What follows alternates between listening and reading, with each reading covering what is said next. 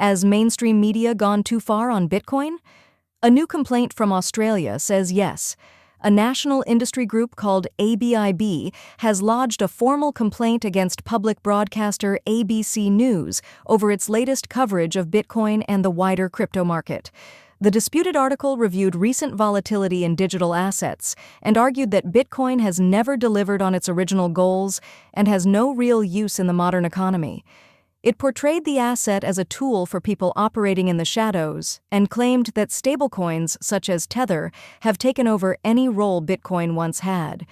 In its complaint, ABIB says the story is packed with factual errors, selective framing, and one-sided language.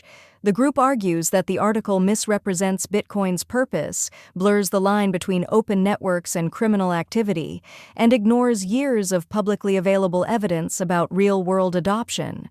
It points to examples from merchant payments and online remittances to humanitarian aid, energy grid balancing, and even national reserves.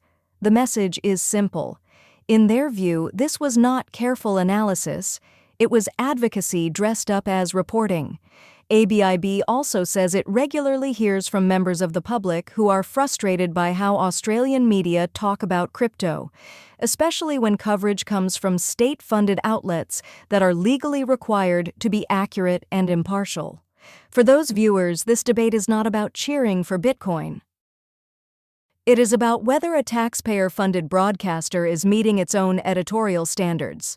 At the heart of the dispute is a deeper fight over narrative. Is Bitcoin mainly a speculative token and a magnet for illicit finance, or is it a neutral monetary network that criminals sometimes misuse, just as they misuse cash and banks? In recent years, more companies, funds, and even governments have added Bitcoin to treasuries or reserves, while payment firms experiment with Lightning and other tools. The tension between crypto and media is not limited to Australia. In the United States, former President Donald Trump has launched a sweeping defamation lawsuit seeking $15 billion from a major newspaper and a global book publisher. He claims their reporting damaged his reputation, his media brand, and even a meme token linked to his name. Whatever one thinks about that case, it shows how quickly disputes over narrative, reputation, and digital assets can escalate into full-scale legal warfare. For investors and traders, the lesson is clear.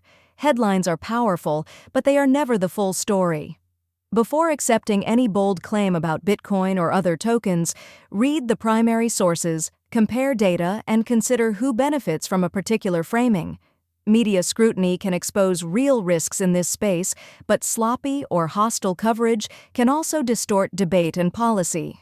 The outcome will not decide whether Bitcoin succeeds or fails, but it will shape how many people understand it. This has been BlockBrief. Stay informed, stay ahead.